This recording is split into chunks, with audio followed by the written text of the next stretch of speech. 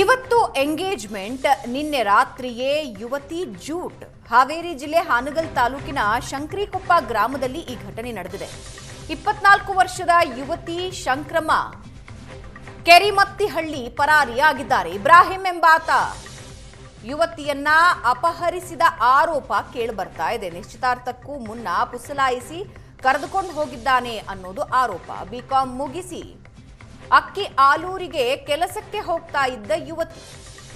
ಇವತ್ತು ಯುವತಿ ನಿಶ್ಚಿತಾರ್ಥ ನಿಗದಿಯಾಗಿತ್ತು. ಮೇ 11ಕ್ಕೆ ಮದುವೆಗೆ ಸಿದ್ಧತೆಗಳನ್ನ ಕೂಡ ಮಾಡ್ಕೊಳ್ತಾ ಇದ್ರು. ನಿನ್ನೆ ರಾತ್ರಿ ಮನೆ ಹಿಂದಿನ ಬಾಗಿಲಿನಿಂದ ಯುವತಿ ಎಸ್ಕೇಪ್ ಆಗಿದ್ದಾಳೆ. ನನ್ನ ಮಗಳನ್ನ ಕರ್ಕೊಂಡು ಬನ್ನಿ ಅಂತ ಪೋಷಕರು ಆಗ್ರಹಿಸ್ತಾ ಇದ್ದಾರೆ. ಎಂಗೇಜ್ಮೆಂಟಿನ ಹಿಂದಿನ ದಿನ ಯುವತಿ ಜೂಟ್.